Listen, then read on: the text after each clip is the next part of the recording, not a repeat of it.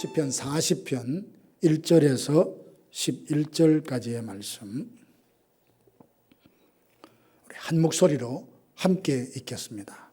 시작. 내가 여호와를 기다리고 기다렸더니 귀를 기울이사 나의 부르짖음을 들으셨도다.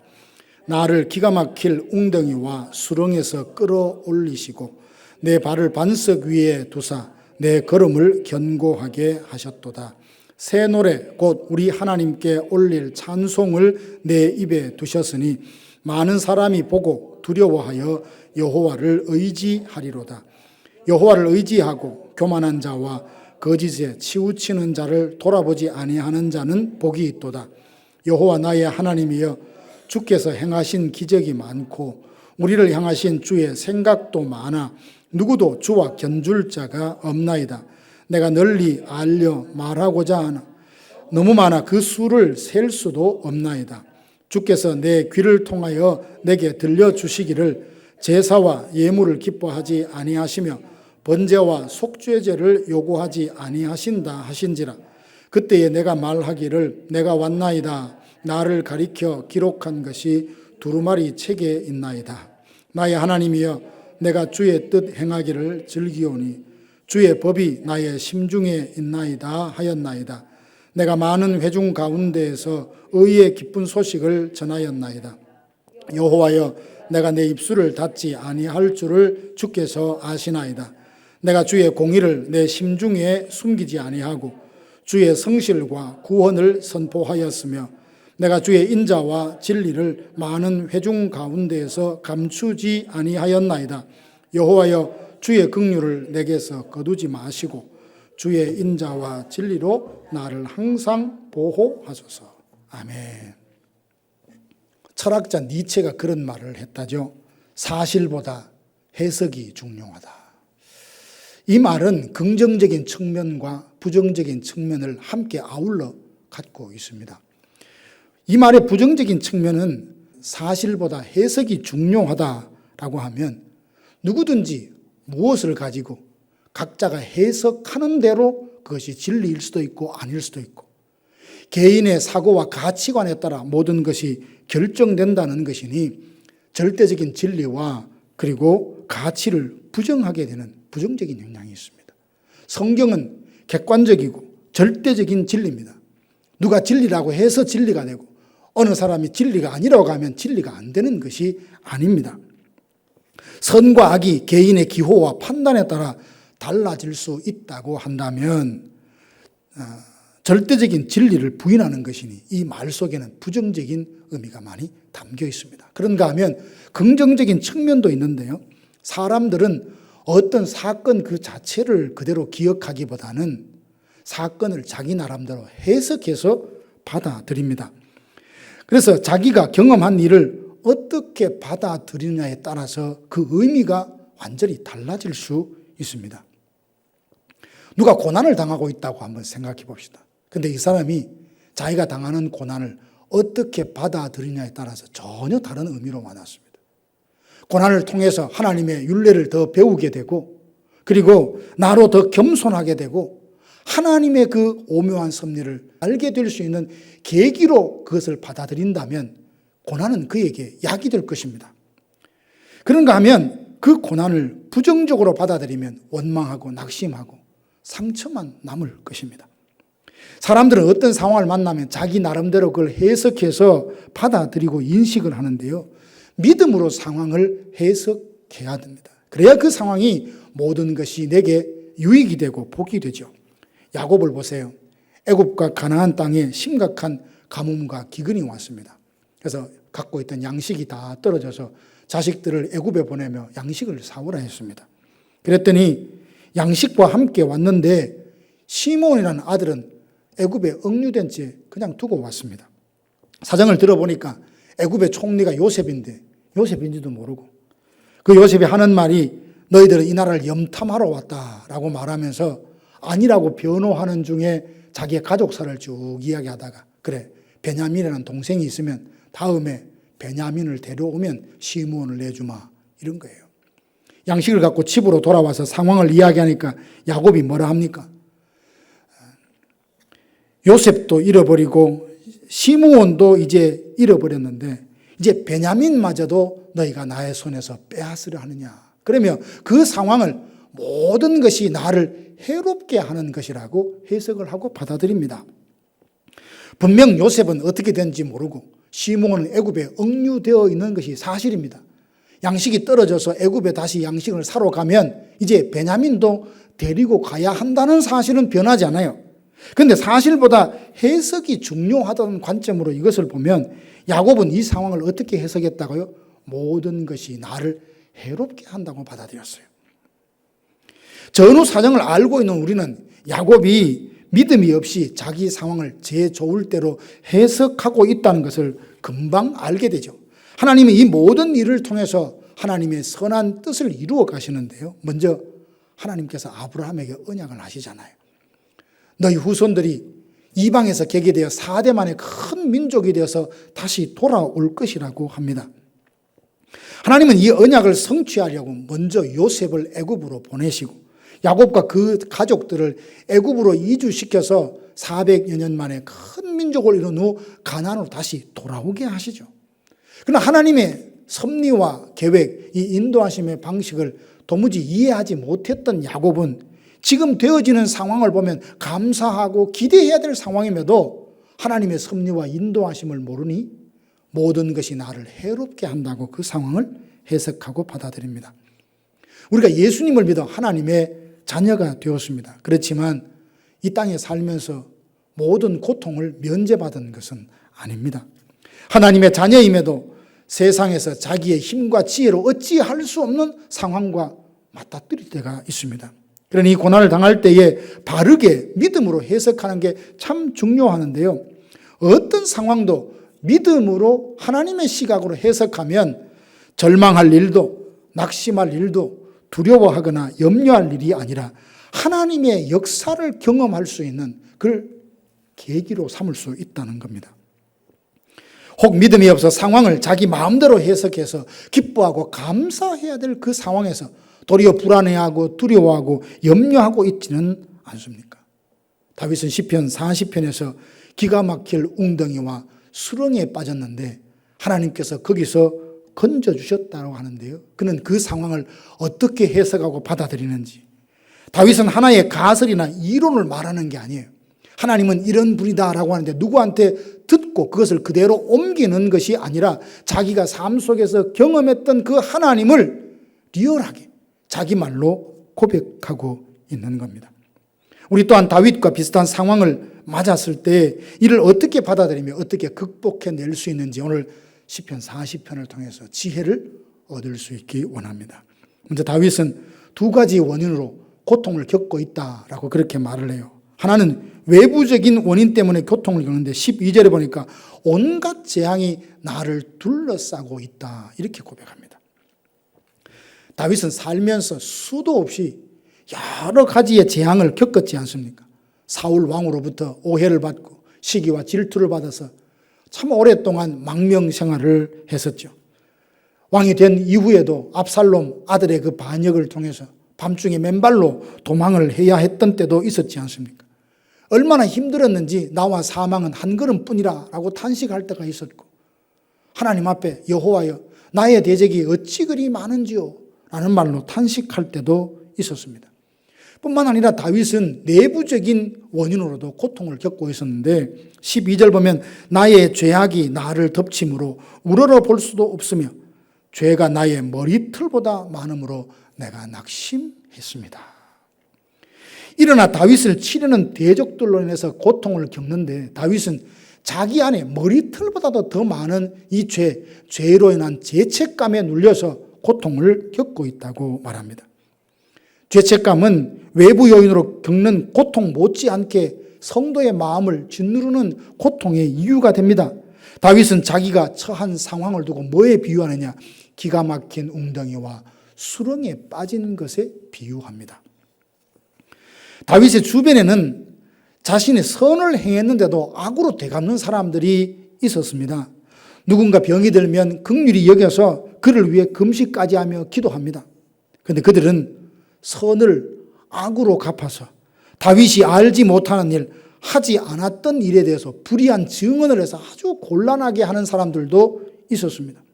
함께 식탁에 앉을 만큼 친밀한 사람들까지 다윗을 배신하는 사람들이 있었습니다. 다윗은 이런 상황을 두고 기가 막힌 웅덩이에 빠졌고 깊은 수렁에 빠졌다라고 말합니다. 웅덩이와 수렁이라는 것은 스스로의 힘으로 헤어나올 수 없는 구덩이죠. 누군가 꺼내주지 않으면 그곳에 묻힐 수밖에 없는 인생의 절대절명의 순간, 상황, 이걸 두고 기가 막힌 웅덩이다, 수렁이다, 그렇게 말하고 있습니다. 이민생활 수십 년 하시다 보면 기가 막힌 웅덩이와 수렁에 빠졌다라고 하는 그런 느낌을 당해보신 적이 한두 번이 아닐 것입니다.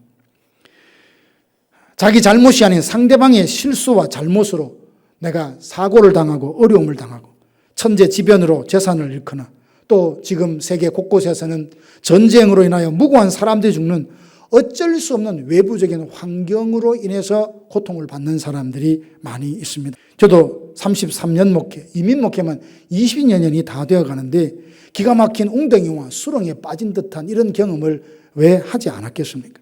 어느 교회에서 사역할 때 어떤 분은 아이들과 자기 가정에 어떤 상황이 있으면 목회자에게 기도해달라고 부탁을 합니다. 이건 참 감사할 일이고 좋은 일입니다. 목회자를 신뢰하고 자기의 삶을 오픈하고 기도를 부탁하니까요. 급하고 위급한 일이 된다면 때로 금식까지 하며 그 가정의 일을 두고 함께 기도했던 적이 한두 번이 아닙니다. 근데 어느 날 그런 분들이 태도를 싹 바꾸어서 참 표정이 애매한 것을 봅니다.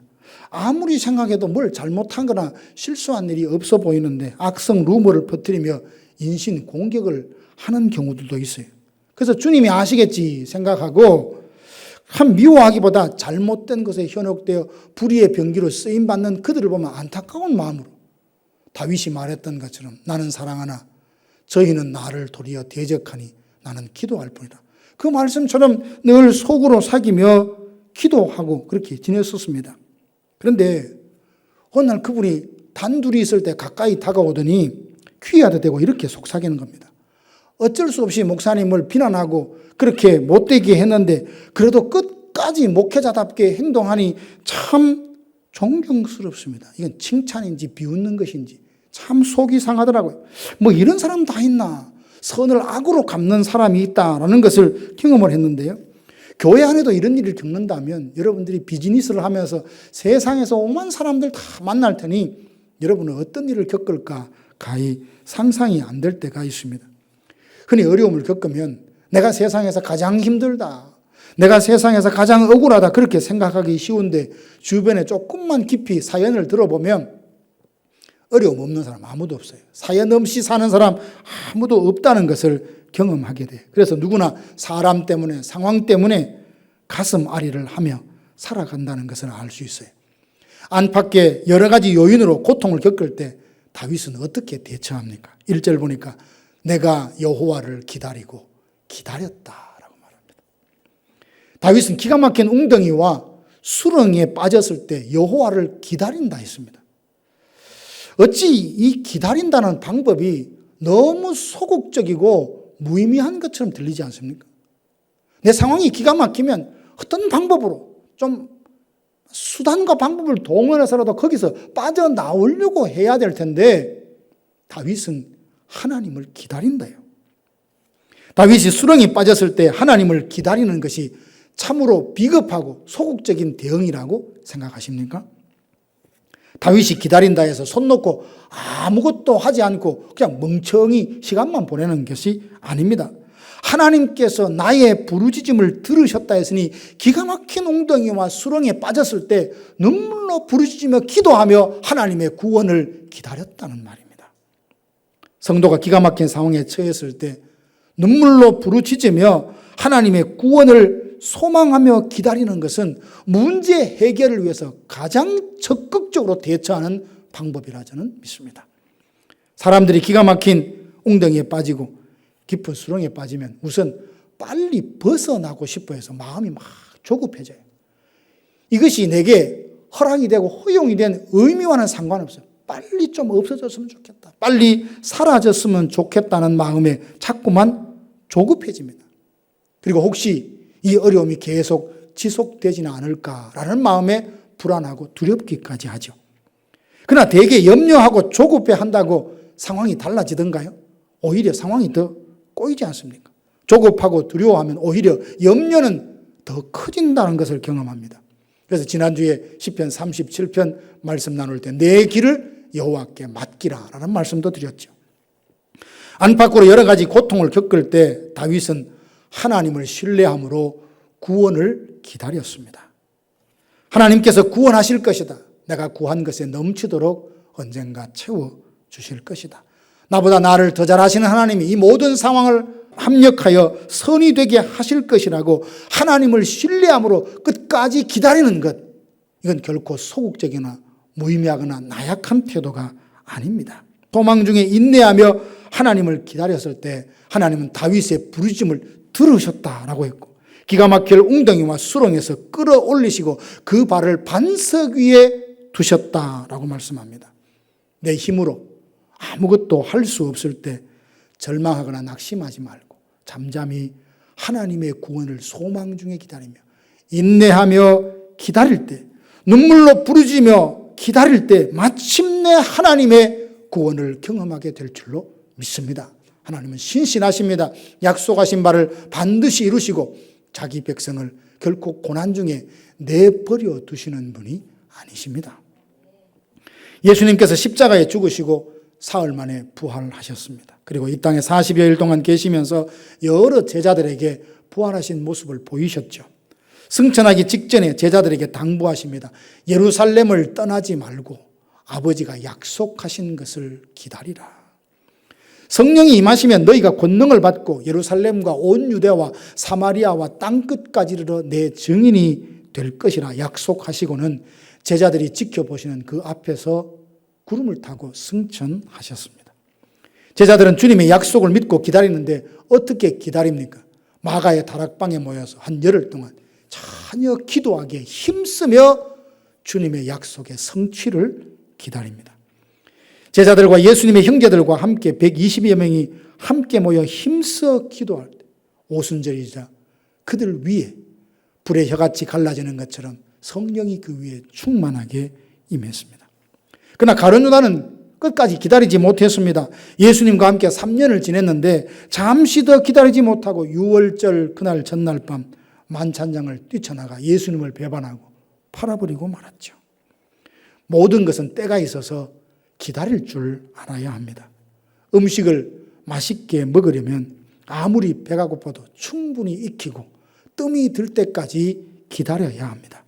하나님은 우리로 하여금 기다리게 하신 것은 기다리면서 예수님을 생각하게 하시고 자신을 돌아보게 하심으로 우리의 영혼, 영성을 빚으시고 다듬는 시간으로 선용하십니다. 사랑하는 성도 여러분, 때를 기다리되 부르짖으며 소망을 잃지 않고 인내하며 기다릴 수 있기를 원합니다. 언제까지 기다릴까요?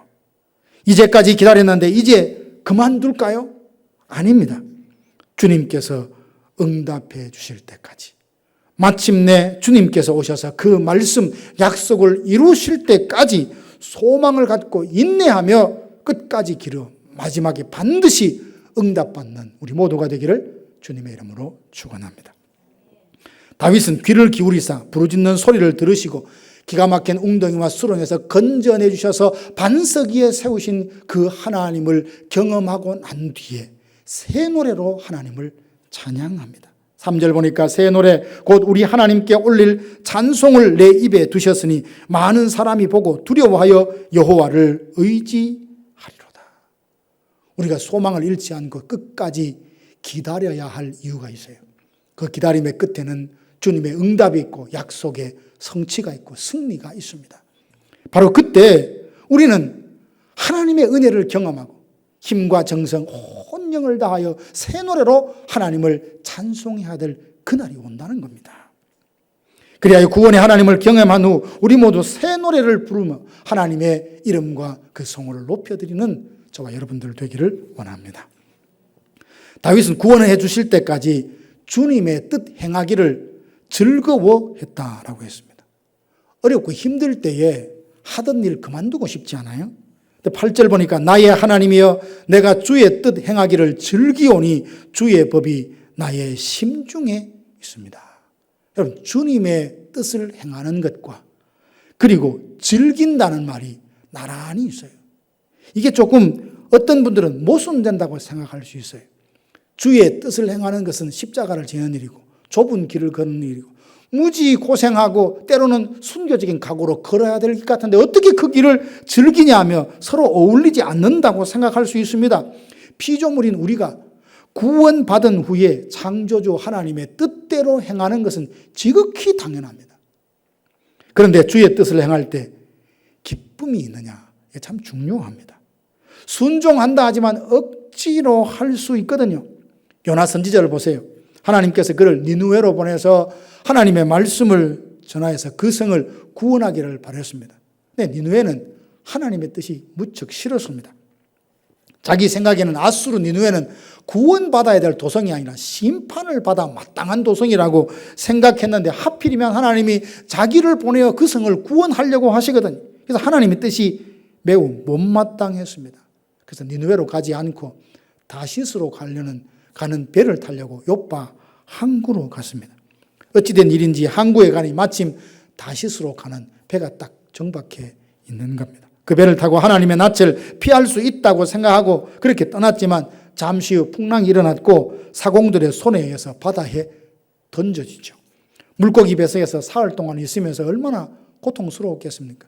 내가 다시 얼굴을 들어 성전을 바라보면서 기도합니다라고 회개하며 기도합니다. 하나님은 물고기에 명령하셔서 요나를 육지에 토하게 하시죠.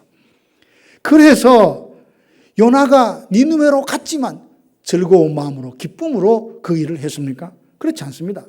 40일 후면 이 성이 무너질 것이라고 했는데 그 말을 듣자 니느웨 성의 모든 사람들이 회개합니다. 심지어 짐승까지 베옷을 입혀서 금식하게 합니다. 그래서 하나님은 그들에게 긍휼을 베푸셔서 심판을 거두시죠. 그러자 요나는 화가 나면서 하나님 내 이럴 줄 알았습니다 라고 하면 화를 내죠. 우리는 하나님의 뜻이라는 확신을 갖게 되면 그 일에 순종합니다. 그러나 문제는 하나님이 어떤 마음으로 우리가 순종하는지도 보신다는 겁니다. 요나처럼 마지못해 화를 내며 순종한다면 이를 보시는 하나님의 마음이 어떨까요? 시어머니가 며느리에게 너 설거지 좀 해라 했더니 예라고 시큰둥하게 대답하더니 설거지를 합니다. 그러면 벌써 그릇을 씻는 소리와 그 사운드만 봐도 이놈이 화가 났는지 기분 좋게 자원해서 하는지 금세 알죠. 그것처럼 억지로 마지못해 신경질을 부리며 순종한다면 시킨 사람도 하는 사람도 마음이 얼마나 불편하겠습니까? 시키지 않아도 알아서 하되 기쁨으로 순종하면 보는 사람, 일을 맡기는 사람, 일을 하는 사람 다 행복하게 마련입니다. 다윗은 주의 뜻 행하는 것을 즐겼다 했습니다. 어떻게 주의 뜻을 즐기며 순종했을까요? 주의 법이 그 마음의 심중에 있었다라고 합니다. 말씀을 대할 때 모두 자기에게 하시는 말씀으로 여겼다 했습니다. 말씀을 통해 하나님의 사랑을 알게 되고 나를 향한 하나님의 기대를 알게 되니까 주의 뜻 행하는 것을 기쁨으로 할 수 있었다는 말입니다. 시편 1편에 의하면 이런 사람은 복 있는 사람이라 했는데 여호와의 율법을 즐거워하여 주야로 묵상하는 사람이다. 이 사람은 시냇가에 심긴 나무와 같아서 시절을 쫓아 과실을 맺는다라고 비유합니다. 사랑하는 성도 여러분, 말씀을 통해서 주께서 내게 행하신 일이 얼마나 많은지 가늠조차 할 수 없다는 다윗의 이 고백이 우리 마음에서 우러나는 우리의 고백이 되기를 바랍니다. 그래서 새 노래로 하나님을 찬양하며 내 마음에 말씀을 담아 주님의 뜻에 순종하는 것을 즐기며 기뻐할 수 있기 원합니다. 하나님이 어떤 분인지 체험하여 알아 기쁨으로 순종하여 주님을 기쁘시게 해드리고 우리는 복의 복을 은혜 위에 은혜를 누리는 이런 성도들 되시기를 주님의 이름으로 축원합니다. 다윗은 하나님께서 기가 막힐 웅덩이와 수렁에서 끌어내 주시고 반석 위에 세워주시자 가만히 있을 수가 없다라고 고백합니다. 그래서 주께서 행하신 일들을 선포합니다. 세번역 성경으로 9절 10절을 보니까 이렇게 되어 있어요. 나는 많은 회중 앞에서 주님께서 나를 구원하신 기쁜 소식을 전합니다. 주님께서 아시듯이 내가 입을 다물고 있을 수 없습니다. 이렇게 말해요. 나를 구원하신 주님의 의를 나의 가슴 속에 묻어두지 않았고 주님의 성실하심과 구원을 말합니다. 주님의 한결같은 사랑과 그 미쁘심을 많은 회중 앞에서 감출 수 없습니다. 재밌죠? 입을 다물고 있을 수 없습니다. 나는 내가 만난 하나님을 말하지 않고는 견딜 수 없습니다. 이 경지에 이룰 수 있는 우리들은 얼마나 좋겠습니까? 하나님의 사랑이 어떤지 그 은혜의 풍성함을 맛본 사람은 가만히 있을 수가 없습니다. 사마리아 여인을 보세요. 그녀는 남편 5과 함께 생활하는데 행복하지 않았습니다. 6번째 사는 남자와도 별로 행복하지 않았습니다. 사람들은 그녀의 속사정을 어찌 알겠습니까? 그저 겉으로 드러나는 것만 보고 비웃고 조롱했을 겁니다. 그러다 보니 사람의 표정을 보면 자기에 대해서 어떻게 생각하나 알지 않았겠습니까? 그러다 보니 점점 대인 기피증 같은 것이 생겼을 것이고 아무도 찾지 않을 시간에 그 우물에 가서 물을 기르러 갔는데 그때 그곳에서 예수님을 만났습니다. 여인은 우물에 물을 기르러 왔는데 예수님과 대화하면서 자기에게 정말 필요한 것은 야곱의 우물에서 기른 물이 아니라 영혼까지 해결시켜주는 영생의 생명수, 그것이 필요하다는 것을 깨달았습니다. 그녀에게 예수님은 영원히 목마르지 않게 할 영생의 샘물이셨습니다. 예수님의 사랑을 알고 난 후 여인은 변화되었습니다. 사람 만나는 걸 부담스럽게 여기던 그녀가 물동이를 버려두고 누가 떠민 것도 아니고 가라 한 것도 아닌데 자원해서 동네로 달려가 내가 메시아를 보았다, 내가 그리스도를 만났다며 예수를 전했습니다. 가만히 있을 수 없었다는 거죠. 침묵할 수 없다는 거죠. 진정한 사랑, 풍성한 은혜를 체험하고 보니까 가만히 있을 수 없어서 누가 그렇게 강요한 것도 아닌데 마을에 들어가서 예수님을 전하는 모습을 봅니다. 바라기는 우리 모두 멈출 수 없는 하나님의 사랑을 경험한 후 입을 닫고 침묵할 수 없을 정도로 그리스도의 사랑이 나를 강권하여 내가 만난 예수님, 내가 경험한 하나님의 풍성한 은혜를, 그 사랑을 마음껏 전하며 살아가는 성도들 되시기를 주님의 이름으로 축원합니다. 다윗은 목마른 사슴이 시냇물을 찾기에 갈급함처럼 하나님의 은혜를 찾고 있는데요. 11절 보니까 주의 긍휼을 내게서 거두지 마시고 주의 인자와 진리로 나를 항상 보호하소서.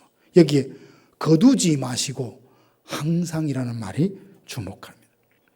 다윗은 하나님의 은혜로 기가 막히게 웅덩이와 수렁에서 건짐을 받는 이 특별한 은혜가 일생에서 단회적으로 한두 번 있다가 마는 이런 일이 되지 않기를 원했습니다. 나에게 긍휼을 거두지 마시고 항상 나를 보호해 주시고 항상 은혜를 베풀어 달라고 구하고 있습니다. 그래서 다윗에게 하나님은 나의 도움이요 나를 건지시는 자라 그렇게 고백을 합니다. 도우시며 보호하시는 은혜가 한두 번으로 끝나는 것이 아니라 주님의 긍휼을 계속 덧입기를 사모합니다. 그러면서 다윗의 탄식은 찬양이 되고 그의 찬양은 기도가 되었습니다. 나를 항상 보호해 주십시오. 나를 구원해 주십시오. 속히 나를 도우소서. 하나님이여 지체하지 마소서. 사랑하는 성도 여러분, 지금까지 구원의 소망을 가지고 눈물로 부르짖으며 하나님의 구원을 기다리고 계십니까? 선을 행하다가 낙심하지 마십시오. 내가 정한 때에 응답이 없다고 해서 하나님이 거절하신 것도 우리의 기도를 듣지 않으신 것도 우리를 그 기억에서 잊으신 것도 아닙니다. 끝까지 소망을 잃지 말고 인내로서 눈물로 부르짖으며 기다립시다. 주님께서 귀를 기울여 우리의 간구를 들으시고 곧 기가 막힐 웅덩이와 수렁에서 끌어내 주실 것을 믿습니다. 나를 기가 막힌 웅덩이와 수렁에서 끌어내서 반석 위에 세워주시는 그 은혜를 체험하고 새 노래로 하나님을 찬양하며 내게 행하신 일들을 담대히 선포하고 날마다 주의 뜻대로 살아가는 것을 기뻐하고 즐거워하는 우리 모두가 되기를 주님의 이름으로 축원합니다.